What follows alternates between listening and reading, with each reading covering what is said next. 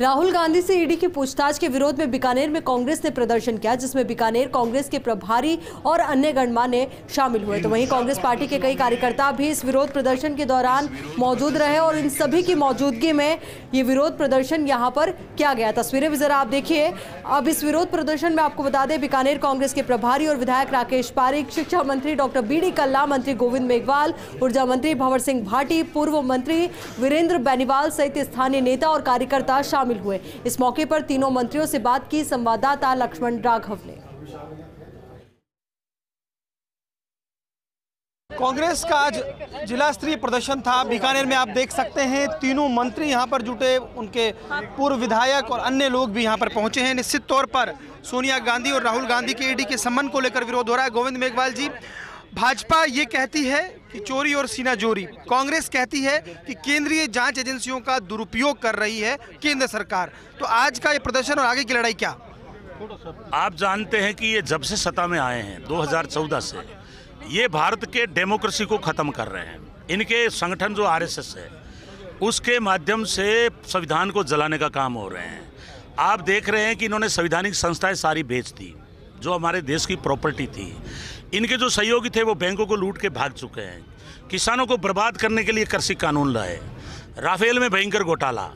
इसलिए ना तो इनका डेमोक्रेसी में भरोसा है, और एक राहुल गांधी जी है, इनको पता है पूरे देश की आवाज़ है, पूरे देश में इनकी पोल खोल रहे हैं। वो घबराने वाले नहीं हैं, उनके घरों में शहादत दी हुई है, इसलिए उनका घबराने का सवाल नहीं है।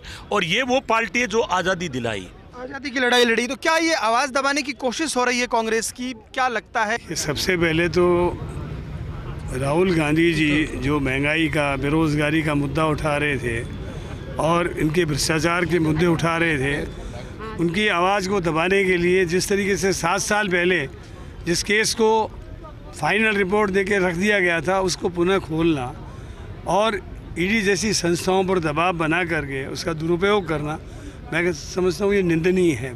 और इसके साथ साथ कौन लोग हैं, उनका क्या इतिहास है? इस नेहरू परिवार की 3 बेटियाँ आज़ादी के आंदोलन में जेल में रही, उसके बाद इंदिरा जी ने, राजीव गांधी जी ने अपनी शहादत दी।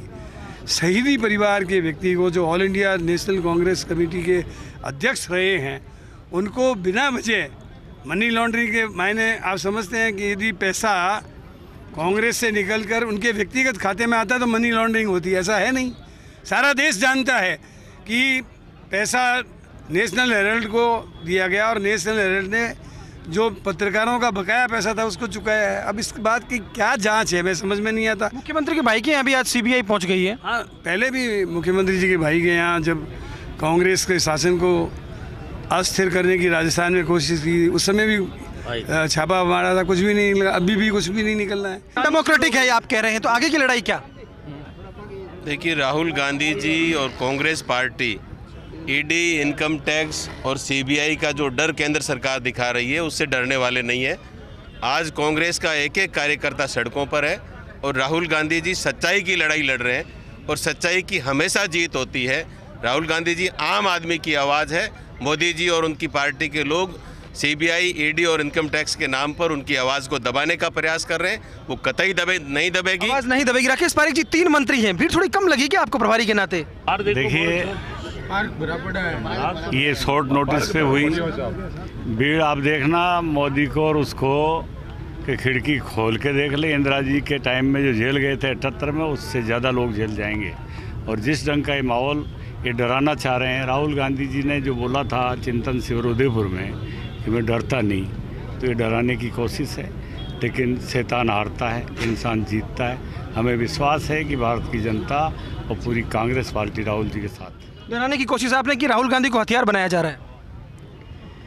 देखिए, जो हालात हम देख रहे हैं, जो भी मुद्दे एनडीए सरकार द्वारा नोटबंदी से लेकर के, कोविड से लेकर के, सर्जिकल स्ट्राइक से लेकर के, राफेल से लेकर के, उनका जो छिपे हुए तथ्य थे, उन तथ्यों को सामने लाने वाले राहुल गांधी थे।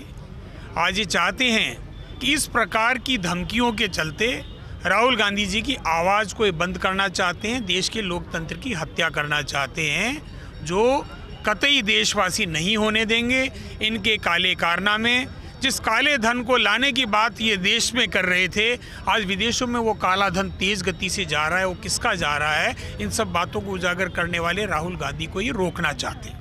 पसीना और बहाना पड़ेगा, कूलर एसी से निकलना पड़ेगा। यस, पसीना बहाने के लिए तैयार हैं। अगर दिल्ली को भी घेरना पड़ा तो बीकानेर सबसे आगे रहेगा। तो आप देख सकते हैं तमाम कांग्रेस के नेता यहाँ पर एकजुटता की बात कर रहे हैं और निश्चित तौर पर राहुल गांधी और सोनिया गांधी को ईडी के भेजे गए सम्मन के जवाब में आप जिस तरह की एकजुटता यहाँ पर देख रहे हैं, कांग्रेस के वो कार्यकर्ता यहाँ पर जुटे हैं और सीधे तौर पर इनका कहना है कि विपक्ष की आवाज़ दबाने की कोशिश हो रही है, जो अनुचित है।